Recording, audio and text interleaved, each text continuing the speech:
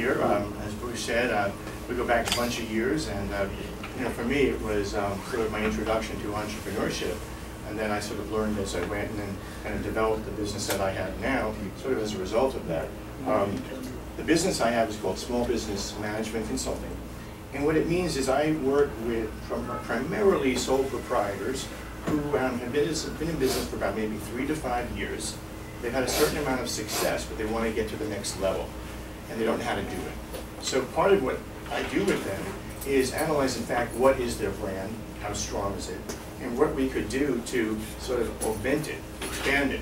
So I will analyze sort of their customer base, who their targets are, and then look how they spend their money, and ultimately come up with a plan to get them to the next level.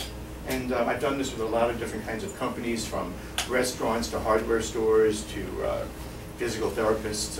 It's not about an industry, it's more about a process. The only other thing I want to say is, along with that, I do some teaching that is really, really great. I've taught and continue to teach at NYU, and I teach business entrepreneurship, creating a business plan. At the Birmingham Community College, I've done something similar, but also business writing. And at CUNY, I'm teaching a marketing class, for, so my first time there. Oh, and the last thing, which is really really fun, is the City of New York has an amazing program for new entrepreneurs. And what it is the city has literally a program that's free that gives participants 3 weeks of intensive work on an idea they're building. And they get sort of led by people, and I'm one of them, and I've gotten to meet so many amazing entrepreneurs who are starting any kind of possible business. So, that being said, let's get started.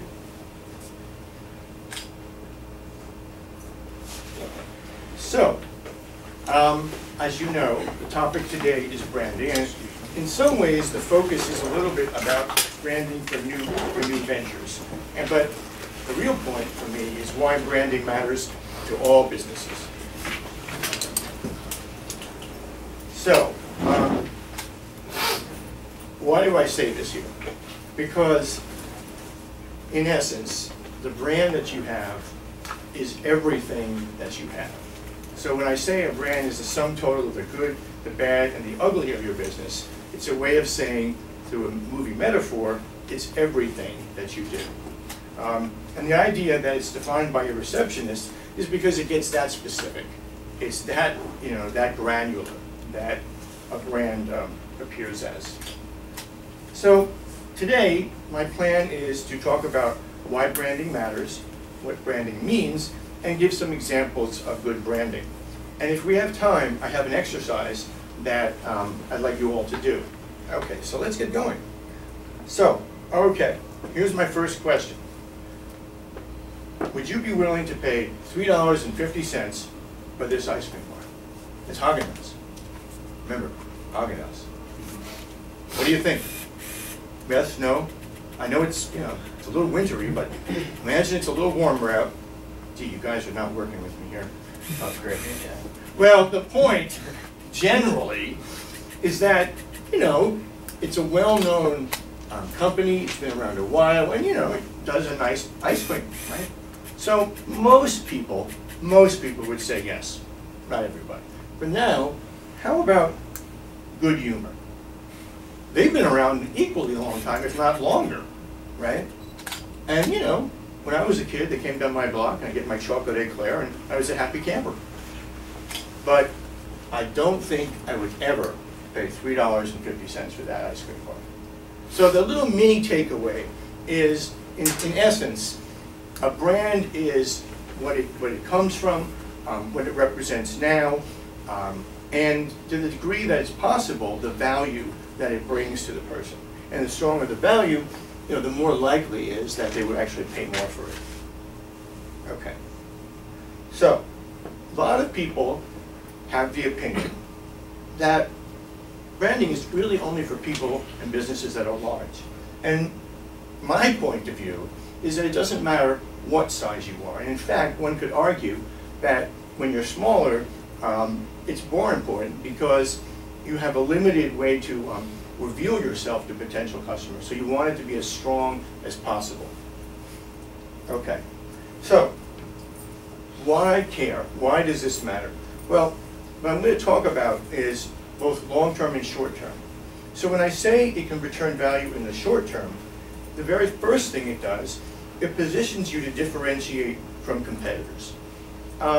Everybody knows or should know that no matter what business you're in, there are competitors. Nobody doesn't have them.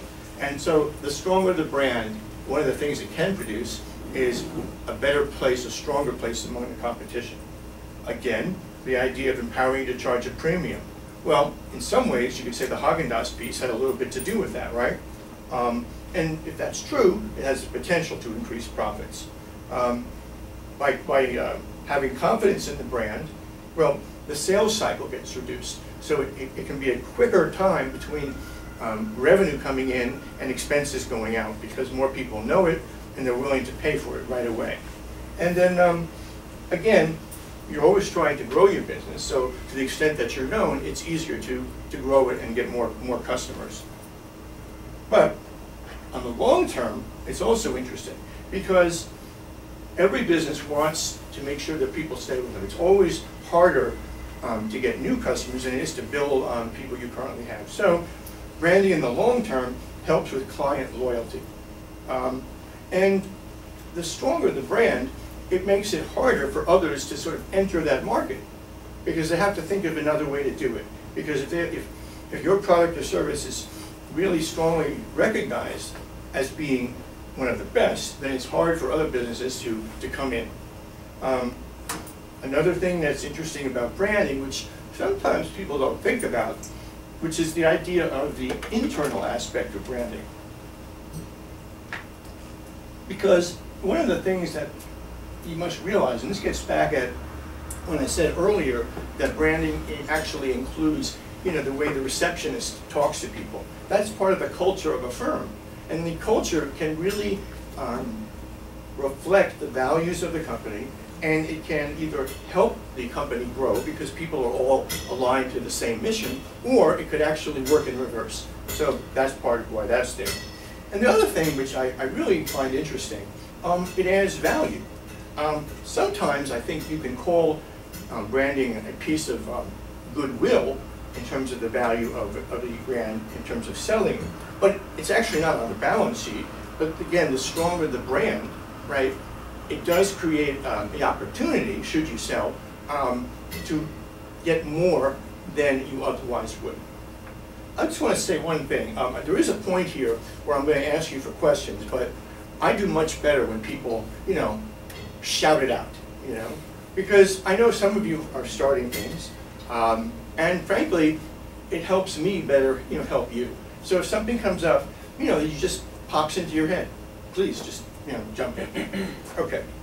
So this is an interesting series of slides because what I'm trying to do here is juxtapose what a strong brand can do, both for the consumer and for the brand owner. And so what I've done here is kind of separated out different kinds of experiences. So here you have transform the consuming experience. So for the customer, what you get here is the feeling that this is special, this is unique, right? That's something that I can't get anywhere else, right? But for the brand owner, what happens is, because I have more to offer, I can possibly reflect this in the price. So you see, the same action produces a positive result for both sides of the coin, you might say. Again, strong brands can express customer values, and I'm sure people are aware of this. There are brands, whether it was the Body Shop, whether it was Tom's Shoes, that because of the way they ran their business, they had very particular values associated with it, not just about the shoe or the sneaker or the cosmetic. And so for some people, they actually love the brand because it projects what's important to me, my values. But what's interesting here is that that same commitment translates into a relationship with the brand, that they really care about the brand. And so they're involved, they are engaged, they actually have a relationship with their customers, more than just based on sales. Okay. The idea here is that a strong brand has a powerful story. That's hugely important because so much of growing a business, right, has to do with people getting the word out, right? So a strong brand, people talk about it. If they have a good experience, if they were well treated, they pass it on. But the interesting thing for the brand owner is that you can possibly spend less on promotion and advertising because a lot of your business is generated by people talking about it. So in that sense, a strong brand has a powerful story. And again, one of the things that it can do is save time.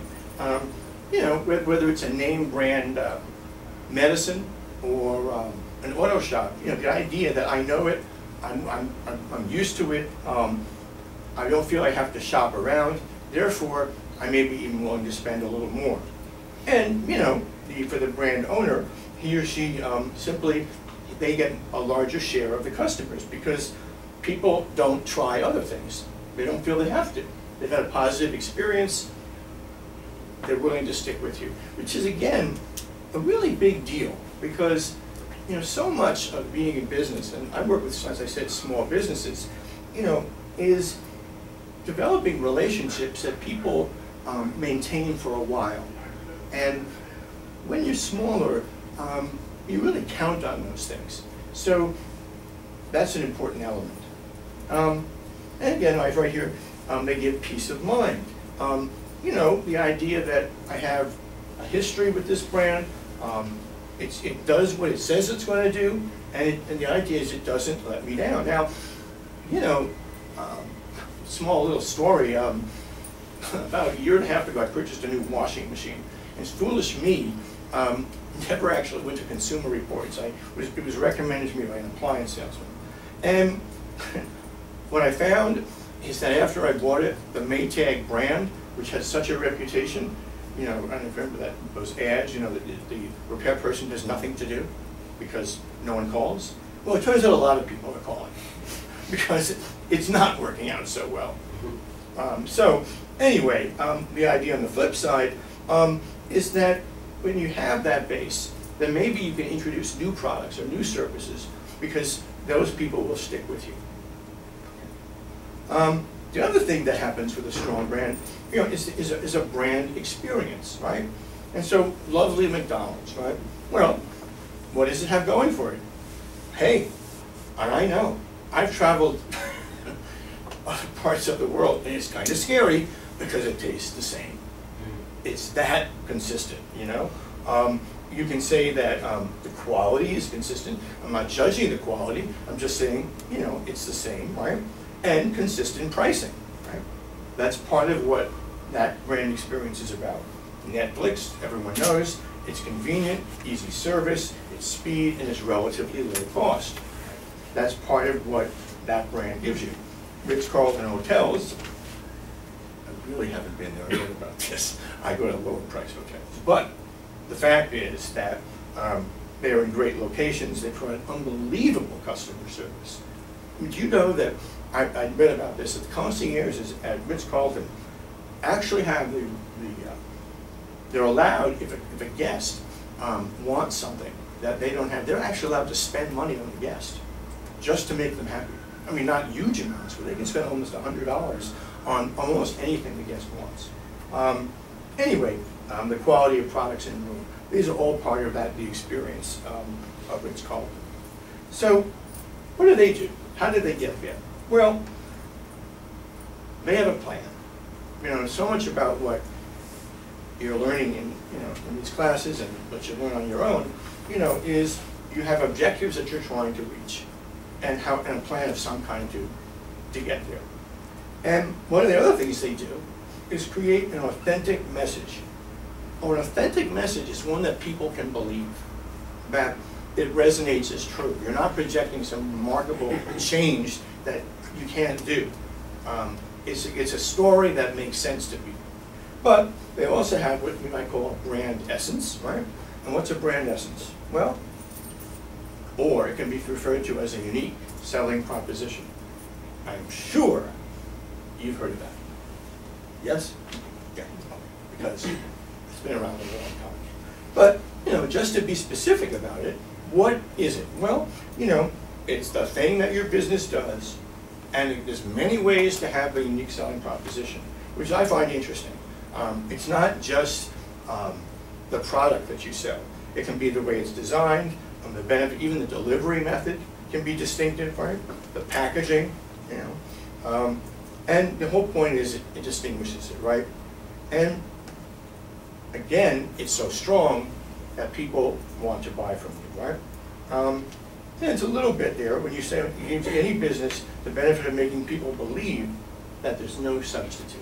Again, a strong brand, you want people to feel that way. I mean, there is competition, but again, as I said before, you really want people to want to stick with you. But here's a fun one. Sometimes there can just be a single word or a phrase that people remember. So, here we go. I say finger licking good. What do you say? KFC. Thank you. What is KFC, please? Kentucky Fried Chicken. Kentucky Fried Chicken. How long has Kentucky Fried Chicken been around? 2 decades. 2? A few decades. I'd go further. Colonel Sanders, he really did exist.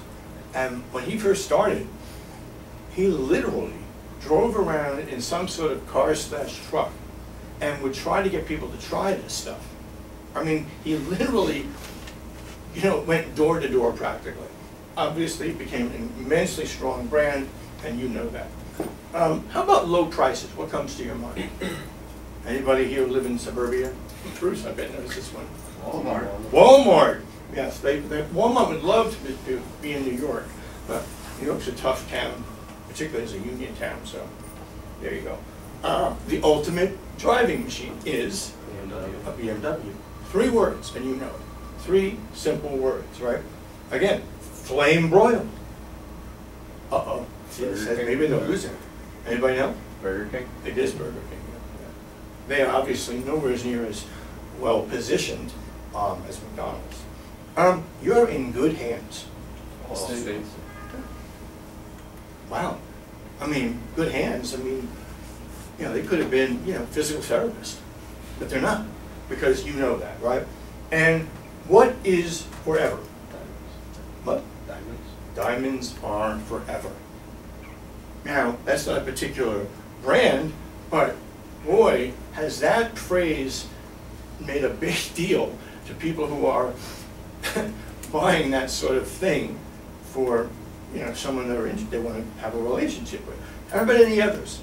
Anything else that comes to your mind that that phrases that you believe are one particular product or service? Things that you really like to buy. Anybody? I'm loving it. McDonald's. I'm loving it. Okay, they turned that around and Just do it. but just do it, which of course is McDonald's or Dunkin'? what's that? McDonald's or Dunkin'? Yeah. Well, I mean, they're helping themselves with that word, and I think it's actually John Goodman, the actor, who does some of that. But again, what do? They turned up. They actually do more than donuts, but it's pretty clever. America runs on Dunkin'. They make coffee. That's good. That's really pretty neat. Anybody else? Okay. Anyway, the point is that you can break down or drill down to something like this when you really, really, really have a strong brand. Okay. Now, a little break. Are there any questions for your business? Yeah. If I think it's a lousy question, I'll tell you, but I won't. Tell me a little bit about what businesses people are starting here. What is your business? What's your name again? My name is Garrett. Garrett? What we're doing is starting it's an internet startup. Okay. Mental training for basketball players, specifically ages 13 to 16. Mental, you said? Yeah, psychological training. So professional athletes pay, their psychologists bill them a couple $100 per hour. Well, we want to take the most rudimentary exercises that professional athletes do and deliver them online to youths. And how young? I have a real reason for asking. So what was the question? How young were kids? 13 to 16. We can expand, but the coaches we've been in contact with, that's each of their players. There's My actually no son just started his competition own little local police precinct basketball and he's 10. It makes a big difference. So the name is Basketball Brain. We're still trying to tinker with the logo and slogan. Okay. We would like to be well known, so this is obviously important. Okay. I mean, have you thought about, even though this is jumping ahead, what you stand for? I mean, you have some sense of what the big thing you deliver is, or hope to deliver? Oh, sure. It's well, what we want them to do ultimately is feel better about themselves as basketball players. Especially with the younger they get, the bigger of a deal that is, because there tends to be a correlation. Their grades start going up, they tend to be better behaved. Feel better about yourself as a basketball player. It's not. Okay, you're still working on it, right. Well, that's great. I mean, the reason I'm asking you to, speak up about this is that one of the things that I found, and this is part of what I do in my own business, is that sometimes people have a hard time sort of asking themselves questions, because you think you know the answer, so you don't exactly try to refigure it. And you often need help to kind of challenge you as to what some of your assumptions really mean, and do the words resonate with the market that you're trying to reach. So that's actually a big part of business coaching, which can be very helpful. But so can something like this. And what was your business going on? Yeah. Well, my name's Anthony, and 20trade.com is also an internet startup. Okay. And it's competitive online investing geared to educate the user or fine-tune their skills as an investor, like a tournament style type of format. Tournament style? Yeah. Huh. So they win something if they do well in their investments? Yeah, depending on how they invest their money. If they have the biggest net gain, they're a winner. So, and you award them the prize? Yes, it hasn't been established exactly how people are going to be compensated for winning the tournaments, but oh, interesting. Because that does sound different than regular advisors. Yeah. Oh, it's a simulation. It's not actual trades. Oh, okay. All right. Okay. Anybody else want to say anything about that? About their thinking? Yeah. Hi. What's your name? My name is Dan. Hi. My partner Sean and I are working on a product basically for skiing and snowboarding. Oh. It's I don't know if you're familiar with. I ski. Oh, yeah.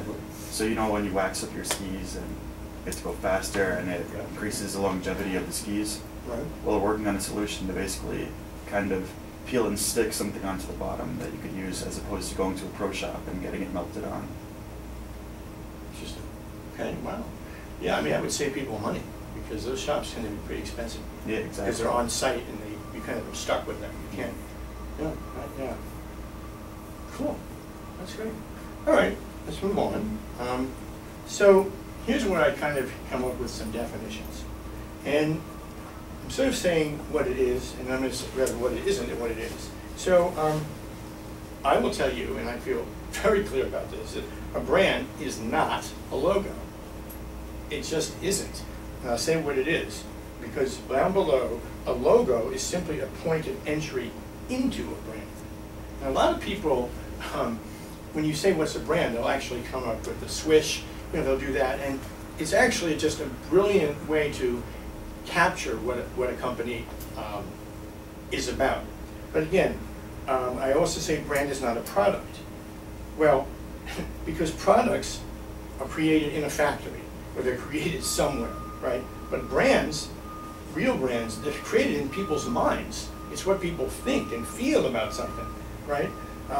And again, the way I wrote it here, a brand is a singular idea, important singular, that you own inside the mind of the prospect. In other words, it's what a person feels about your company, your product.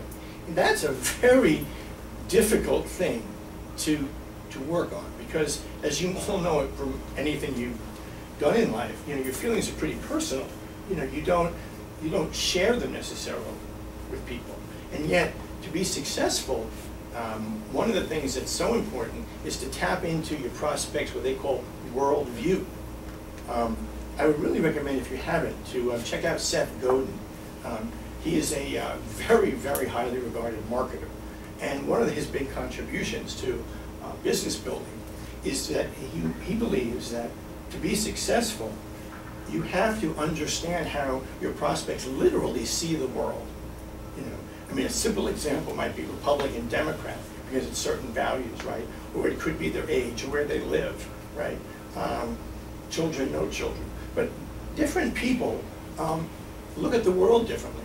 And you have to understand that if you're going to appeal to a particular group. And he calls that knowing their worldview. Okay, so people define brands, as I said before. Not companies, not marketing departments, advertising agencies, or certainly the CEO. No. Again, it's not what you say, it's what they say. So here's the definition. Brands, in my opinion, and others, is a promise. It's that simple. It's a promise of something. And as I've said before, I don't know if you have had younger brothers or sisters, or maybe you remember this, but I have 3 children, and they have this thing called a pinky promise, where when you do this to somebody, it means, damn it, you better do it, because you just promised me something. I know, it seems silly, but actually, it's true. So it's a promise of specific benefits and value. It has to be that clear, that people understand it. It has to be meaningful and relevant to whom you're trying to reach. You have to promise them that. It has to be different. Again, that's why people will believe in you, as I said earlier, because it's different. And this new thing, this thing I just added, which is a new idea, it's a consistent promise is wrapped in a consistent experience. So in some ways, those are, I would think, really super important aspects of branding. Let's see if you understand. Good, okay.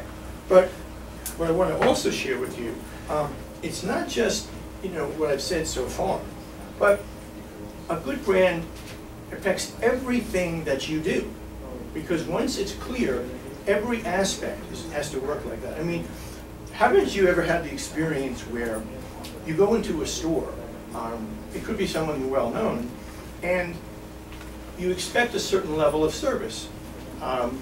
Actually, I can share this with you. It's a small store, but I can make the case.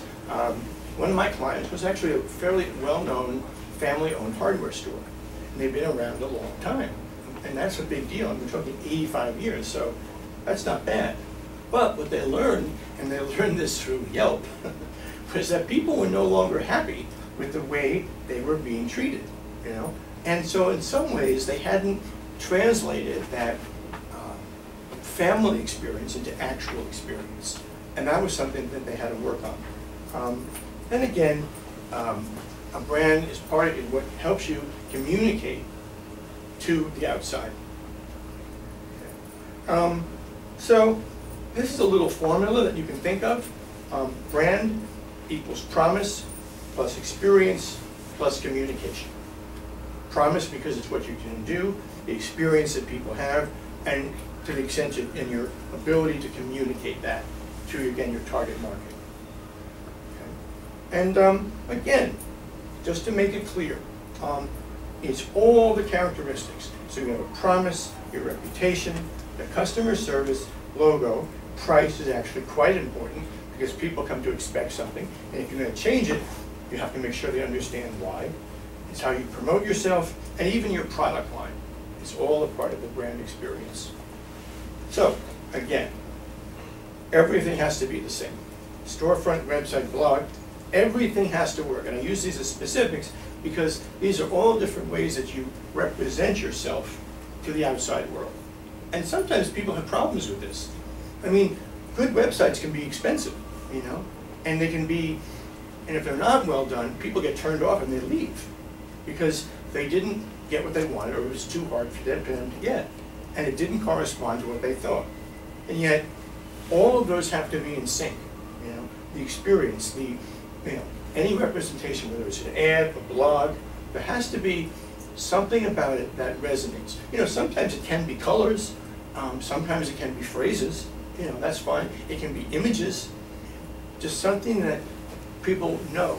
The thing about I'm loving it, I actually had a video of the guy who was involved in making that, and they deliberately tried to think of 3 notes, I'm loving it. They really spent time drilling down to what they thought was in essence, the essence of what they stood for, and the idea that you love it. I mean, they actually worked on that and made it associated with McDonald's. Okay. Now, this is another way to think about branding. And what I've done here is put together what you might call brand architecture components. Because brand, as you know, is composed of various things. So you have product attributes, functional benefits, the emotional benefits, even its personality, right? And the way it's expressed, the icons of it. So what does that mean? Okay, so here's the way you might think of a brand architecture.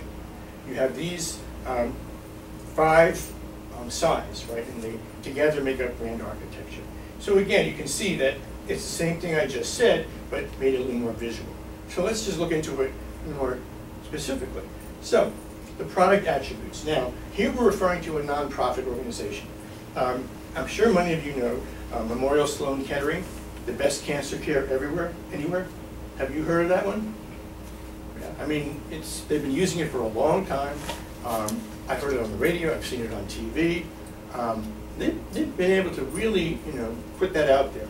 So what does the product have when you think of that? Well, this is an example of it. It has great doctors, right? Best scientists. It's just focusing on one thing, specialized treatment. It's in New York City, which means it has all kinds of resources. It also happens to be expensive, just as an attribute, right? And they're working on experimental treatment. So these are all the things that the organization, this nonprofit, represents. And it's really interesting because some of them you wouldn't necessarily think about. But part of what this exercise is actually, diving into what those attributes are. Okay, and here you have, functional benefits. What happens, right? So here you have best survival chance. That's a big deal, right? You get great care. It's conveniently located, right? And you get access to these new treatments. So by going to a Memorial Sloan Kettering, again, this is what happens to you as a patient, right? And emotional benefits.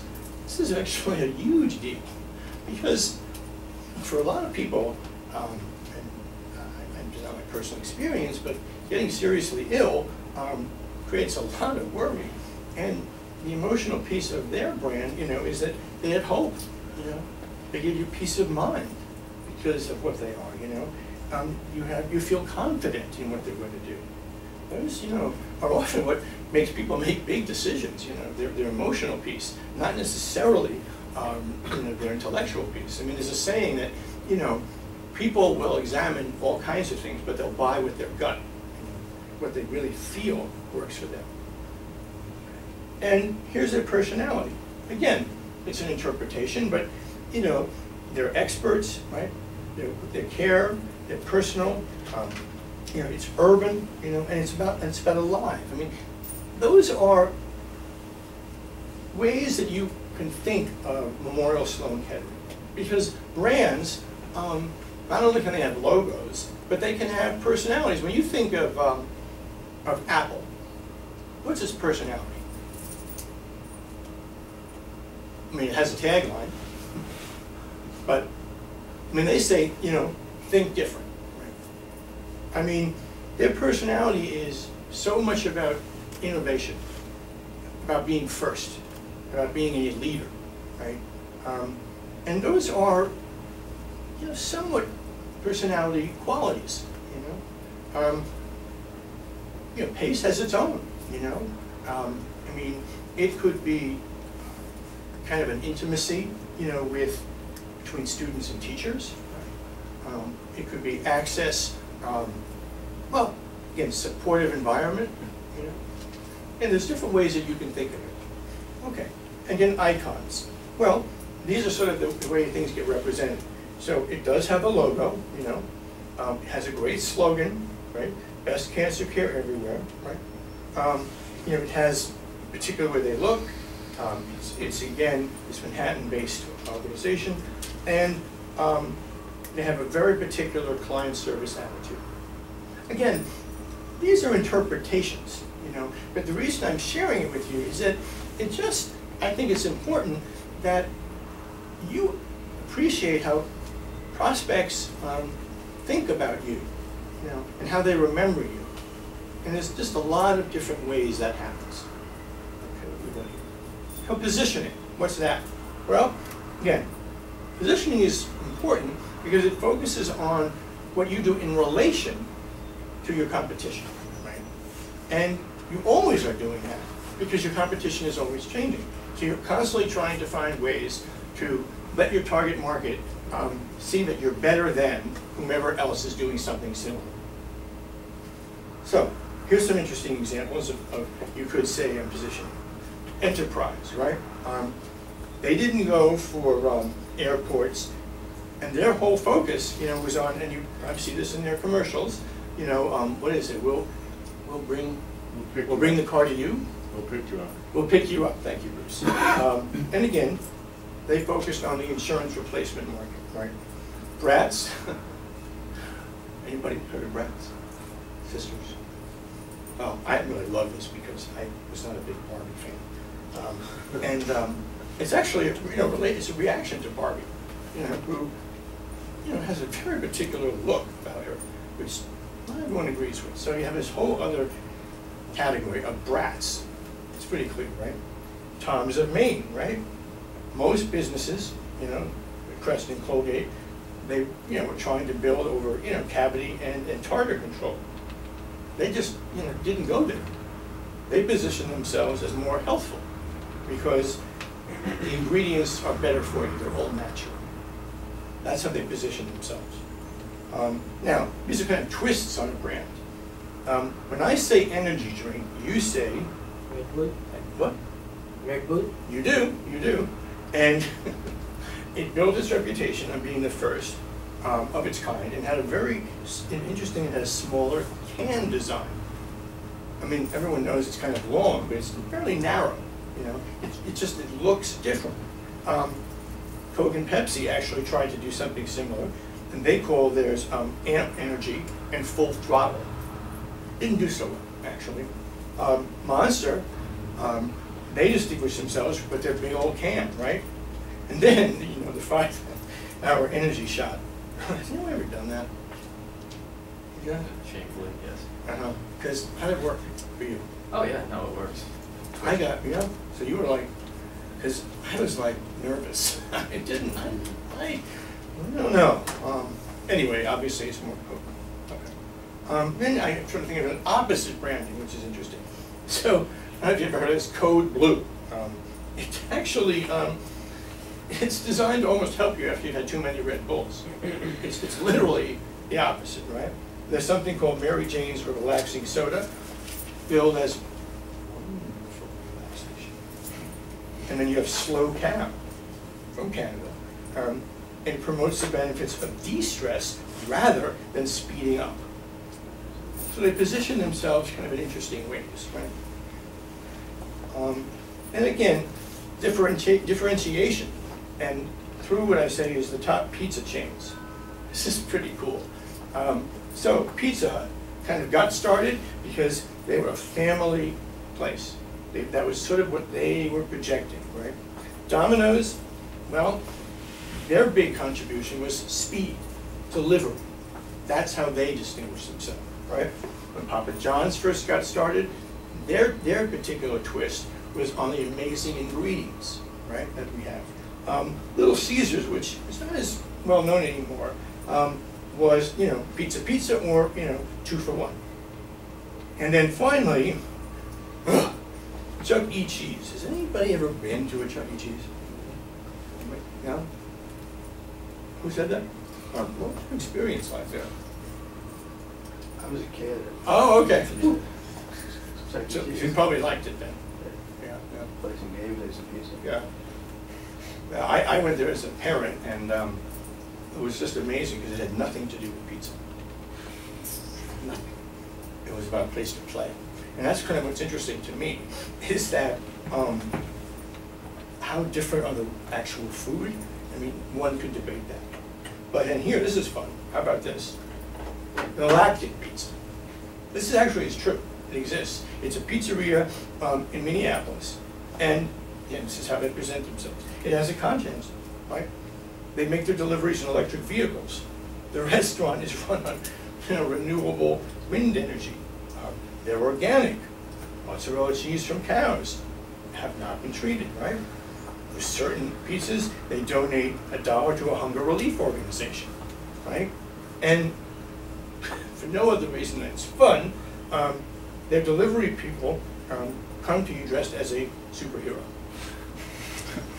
Now, again, it depends what you buy pizza for. You know, some of us buy it because you're hungry, but that's not all the way. That's not the only reason people might buy pizza. And here they have distinguished themselves in some ways that could really address a certain population. Just like, for instance, gluten-free has become important. It didn't used to be. So that is a whole other market for many products. Okay. And one of the things that you also could do as a way to think about your brand is you can satisfy one of these 4 key wants or needs from customers, right? And so what I've done here is think of 4 sort of strong verbs. So I love it when I'm looking for something, right? And perhaps it's a restaurant, right? And my app tells me where to go. That's what it does. I hate it when I go to the bank and it's closed. Which bank responded to that? Anybody? I think, yeah. TD. TD, right? They're open on Sundays. Kind of unheard of, actually. I don't know of any other bank that does that, right? I need it. And when you might need it, you don't want to have bad. It solves a little problem, right? And I want to change the way so in this case, it's how you look or feel. And that could be, I want to have that hair color. So the point here is that what I'm trying to do is give you different ways of entering into your thinking about what a brand is. So that when you say love it, hate it, need it, wish it, those are emotions. Those are things that really do strongly factor into people's choices. Because it's about feeling, more than anything. Okay, and this is something that's kind of a fun way to think about it, a little different. You can build your brand based on friendship. Why? Because what? Good friends are dependable, right? You can count on them. And what is Honda and Toyotas, right? They build themselves on being dependable. You can count on them like a good friend, Again, this idea of not just consistency, but I know that I'll always get bad taste, right? Good friends keep in touch, right? They talk to you, they call you up, they email you, whatever they do, right? Well, Netflix certainly does that. If you're a member, they make suggestions, they try to grow you. Amazon does that. They keep track of what you've bought and they make recommendations. Good friends do that too, right? You can also feel like you belong to something special, right? These are a little silly, but at one point, Dr. Pepper actually created these commercials, a little out there, but I'm a pepper, you're a pepper, we're a pepper too. And because Dr. Pepper has kind of this weird history. A lot of people think it's the carbonated prune juice. But if you like it, it doesn't feel that way. But again, you're a part of this little group, this little subgroup. And again, if you drive a BMW or perhaps a Harley Davidson, you're definitely part of a particular group that excludes other people from being in that group. Okay. So another way to sum this up is your brand can reassure your customers in unfamiliar territory. Again, it's bigger, smaller, faster, cleaner than your competition, has a particular personality. Perhaps your business started in an unusual way. A good story as to how you came to do your business is very interesting to people. What you discovered that wasn't being done elsewhere, how you discovered that. I was just talking to Bruce, what is it called, paint? Idea paint. Idea paint. Because idea paint was something that came about, well, first of all, idea paint is a paint that once you use it, you can write on it, just like like the boards out here. And the process by which that happened was this guy, sitting on his dorm room and making these, ridiculously big butcher paper charts, and there was never enough room. They had to take them down, and this sort of dawned on him. It's kind of an interesting story, right? And Perhaps it shows a vision, of a better world. It's a bit lofty, but again, a brand can have some of those things. Okay. And fine. So how could you differentiate your business? What do you think? That's a question.